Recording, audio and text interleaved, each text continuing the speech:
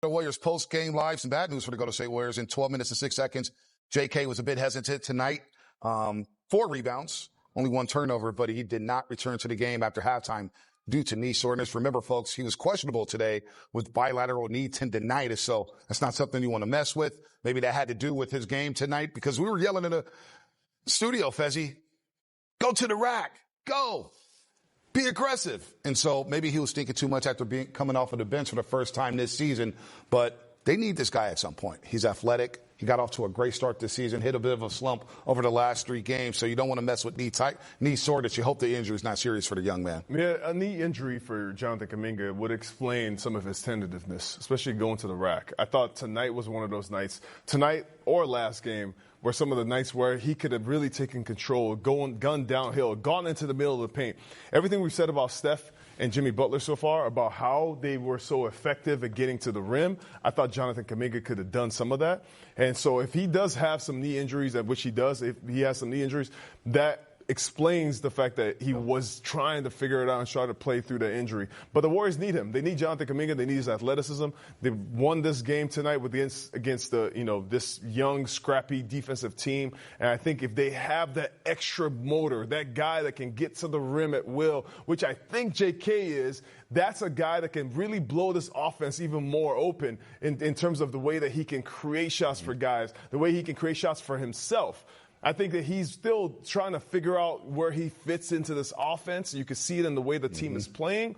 But once they figure something out, once they figure out how he can, because you saw it last night, he was going against Chet. He's like, he bumps into Chet. Chet goes flying. And he's like, I can. So if he continues to figure out that he's one of the strongest guys at his positions, he's the most athletic guy on the court on most nights, that's going to be something that you can see it developing in his game then. Now, I like the starting 5. Will Richard, Moses Moody alongside the 3 vets, Jimmy, Steph, Draymond. Yeah. But let's not act like they got off to a great start tonight.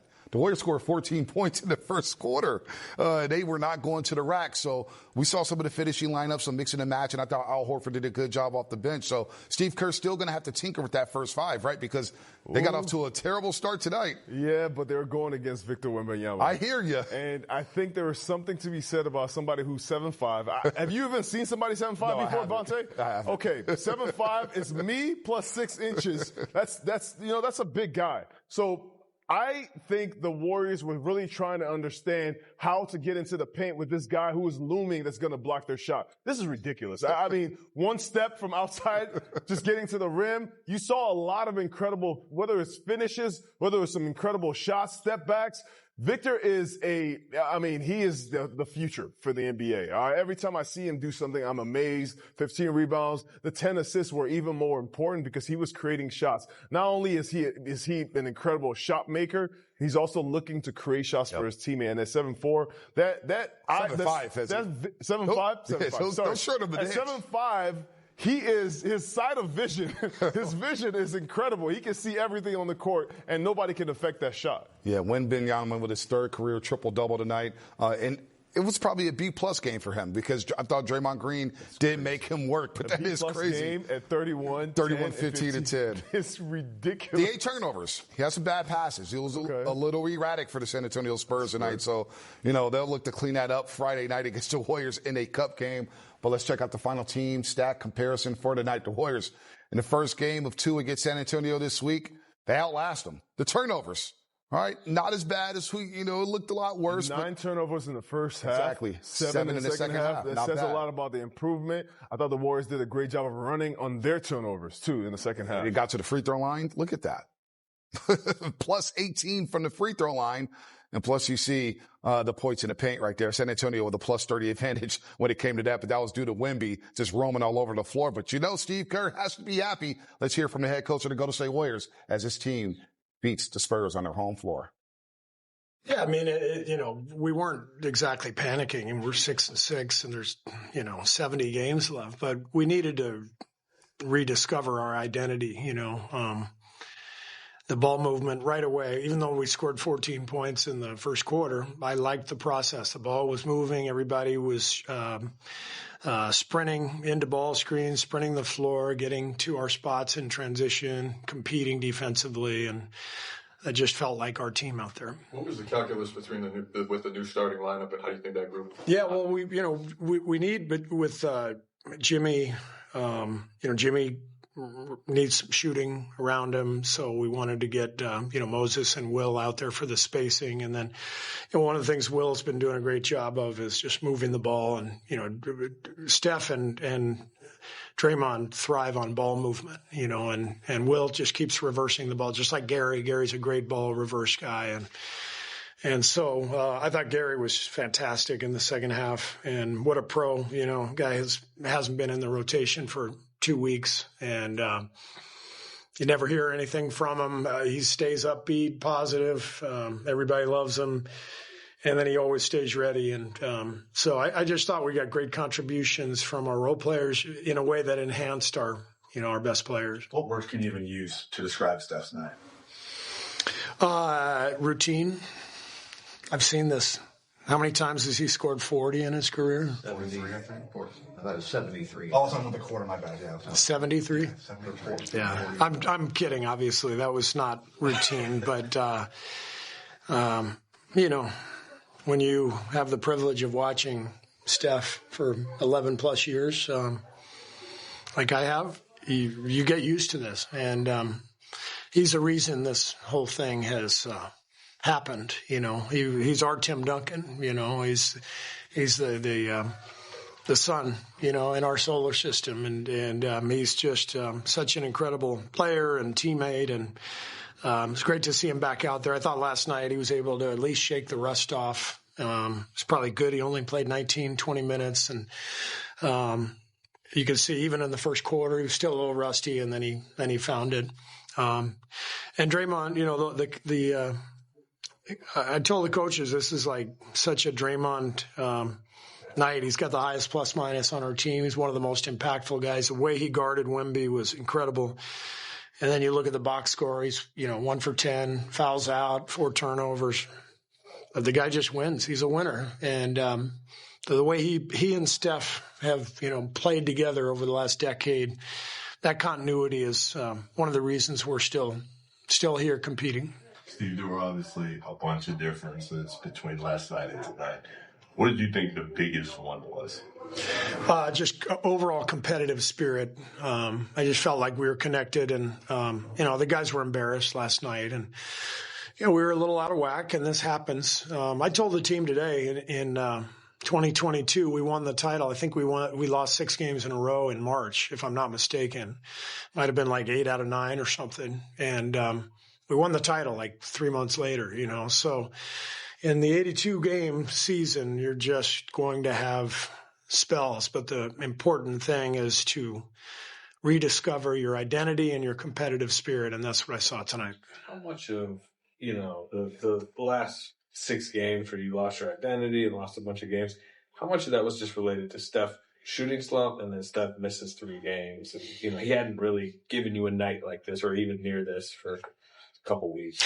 Yeah, I mean, I think I told you guys, it felt like in Milwaukee and Indiana, like we were kind of wiped out. It was a pretty tough way to start the season, and our guys are, the guys who play heavy minutes are never going to be in mid-season conditioning and groove the first week of the season. But we started out with whatever it was, I think like 5 games and 8 nights or something, and a bunch of different cities. And I just thought we were a little tired, and we got out of sync, and then Steph got sick, and we've also been changing the lineup around, with Al going in and out, and the injury to Moses, it kept him out of the first 2. So things have been a little clunky, but I believe in these guys, and I think tonight was a good step in, kind of getting back to who we are. Wembanyama had a 30-point triple-double, but it seemed like you were making him work for his shots. He had 8 turnovers. Kind of what was the key to making sure he didn't just completely take over the game?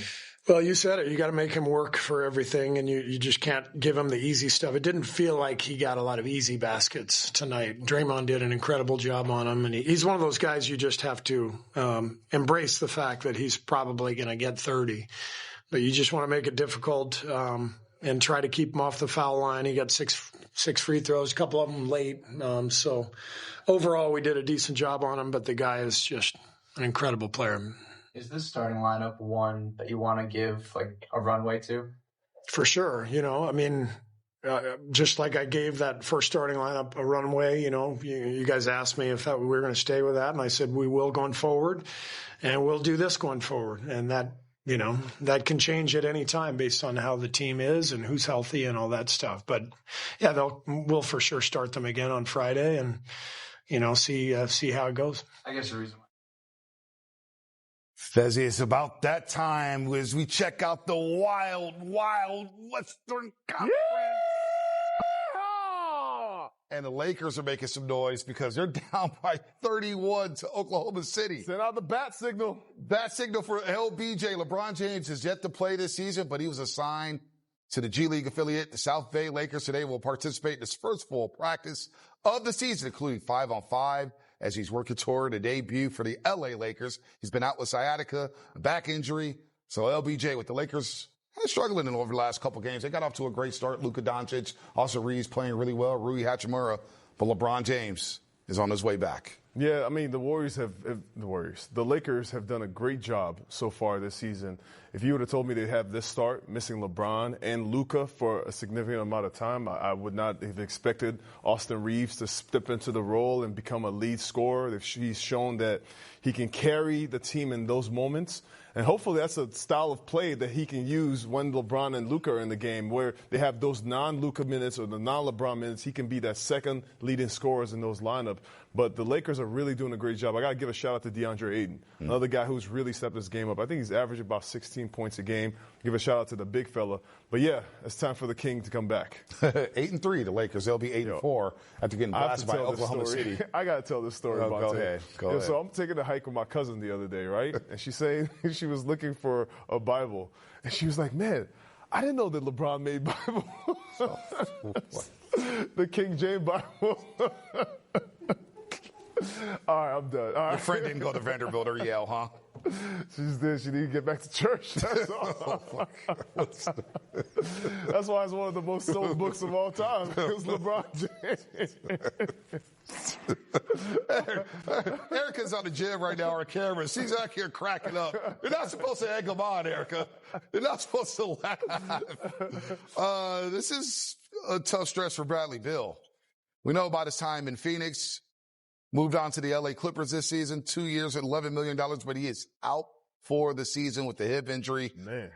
A role player. He said, hey, the reason why we struggled at Phoenix was because I wasn't the dude. Well, Kevin Durant and Devin Booker were those dudes. He refused to play his role. Remember last year, he had a great call. Hey, look, I'm smiling, I'm playing basketball, and I'm making money.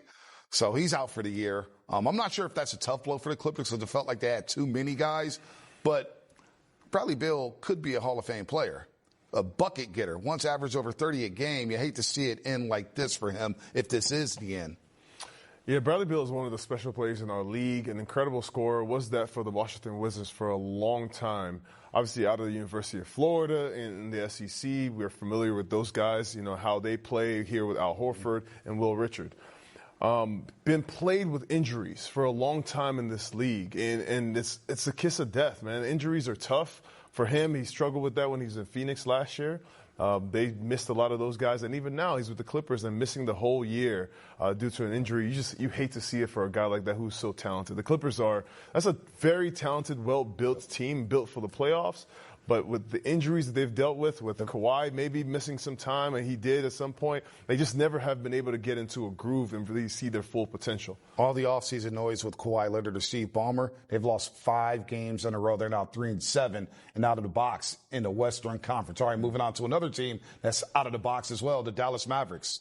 And we know they just fired Nico Harrison yesterday. Is hilarious. Mavericks Governor Patrick Dumont, who owns the team, has requested medical data indicating that Anthony Davis is not at risk for aggravating his left calf strain before giving a green light for the 10-time All-Star. He's going to miss his 7th straight game tonight for Dallas. It's called PTSD. He's only played in 16 games since he's been traded to Dallas. Now, I don't know what the score is right now. That's not a good situation. I just think about our brother Klay Thompson. Free Klay. Man, that's a tough place. We'll talk about it, how things were so different from when he signed with the Dallas Mavericks to now. Klay has been, he's been through the blender over there essentially. Traded Luka Doncic, Anthony Davis comes there, another star talent. Then he goes through his injury. He was playing well for his first game or his first couple games. First couple games. Anthony Davis. Well, first game he got hurt. He was playing great, then he got hurt. So it's a really tough situation. I understand what the owner, Patrick Dumont's going through. He's like, man, I have seen this guy get hurt so much that I just need to know that he's okay fully before I let him get back on the court. They're dealing with so many injuries, and it's really tough to see for the Dallas Mavericks because they're so talented. Klay Thompson tonight, 19 points, 6 to 17 from the floor, 6 to 16 from threes, there we making go. progress. But they lose to the Phoenix Suns 123 to 114 as they drop to 3-9 Free on Klay, the season. Man. Tough times for the Clippers and the Phoenix Suns. But let's get back to what we saw tonight in San Antonio. Warriors are down 16 late in the second quarter. They go on a run, 9-0 run before halftime. They're down 7. We're thinking, wow, how are they down 7 points? Then they just exploded for a 40-point quarter in the third, 43 points in all, their first 40-point quarter of the season. And we know what the chef did, so let's break down some of the great plays, Fezzi. Well, I want to see more ball movement from the Warriors, and tonight I saw a lot of that, especially in the second half. Here you have GP2. You know about his chemistry with Steph. Great ball screen, great pass from Draymond. You see the 7'5" man right there. You do not shoot layups around this man. Great left-handed pass to the corner. Moses Moody was hot all night long, all right? 5 for 10 from the three-point line. Now watch this. Post up for Jimmy. Great ball screen. And Jimmy's going to attack the paint. I want to see 2 feet in the paint. Gary Payton takes advantage of the fact that Luke Cornett has his head turned, focused on Jimmy. This is what we keep talking about. When I say gravity, this is what I mean. I'm saying the star players are going to get attention. How do the role players fit around them? And tonight you saw Will Richard do a great job. You saw Gary Payton II. Even when he wasn't scoring, he only had 4 points tonight. But every offensive rebound he got was so crucial in the meat of the game, where he was able to get rebounds that turned the tides of the game. Where he passed it to Steph, one in the corner, saw another one with Jimmy. I am enjoying watching this team when they move the ball like this. That's Warriors offense. Yep. Everybody moves, everybody touches the ball, everybody's the threat on the offensive end. 30 assists tonight on 36 made baskets for the Golden State Warriors. And one of those assists came from GP2 late in the fourth quarter to give the Warriors a 9-point lead as Steph splashed a 3 after 2 straight offensive rebounds by Gary Payton II. And right now, you know what? He plays for the first time in a couple of weeks. He gets podium game. It's a story of my career. Don't play, I play, might not play, and then I get thrown back in the fire. So it's another day at work, just staying ready, being ready. That's it, whatever I can do to help out the team. Just go in, make plays, try to get the balls to the certain guys, and, just do little things. What stuck out to you defensively as a group, especially in the second half? Just communication, being in the right spots, showing bodies with the big fella, and just making him get off it, and then just closing out to, to the shooters and running them off and just making them make another play, and just coming up with the rebound on one-shot possessions. And if we do that and we can get out and get good looks, get Jimmy and Steph the ball and let them operate it and, just work around them. It's like for hunting offensive rebounds. Just crash, The league's been changing a lot, so everybody's crashing. So just see, look at the ball and see where it might end up. Might be short, might be long. So run through the nail and, just be in the right area where the ball, usually comes from long threes. So just crashing. Here, you guys are always talking about the season, but did anybody after last night maybe lean into this game say, hey, this isn't us. We're better than what we're showing right now? Yeah, absolutely. We're still trying to figure out what our identity is. And, tonight was a good sample size of, what we could be, for the rest of this beginning stretch. And we just got to be, a scrappy team fighting. Like I said, come up with 50-50 balls. Got to take care of the ball or, the frustration is going to creep in on both sides. So we continue to come up with 50-50 balls, take care of the balls, make the right plays. I think we'll be fine at the end of this, end of this year. Looks like he's pretty almost fully healthy, almost fully healthy. He probably would have got 50 if he was fully healthy. So I'll take the 45, 46. But just to see him in a rhythm, good rhythm, it's encouraging for everybody. That's a good point. Great point by GP, too. Good to see him play so well, getting the minutes, as you heard from him. Been the story of his career. In and out of the lineup, G League, journeyman, helps his team win a championship in 2022. And this year had been basically supplanted in the rotation by Will Richard and Moses Moody. But he gets some action tonight due to the injury to Jonathan Kuminga. And you know what? He's going to be in that rotation for sure on Friday against the same San Antonio team.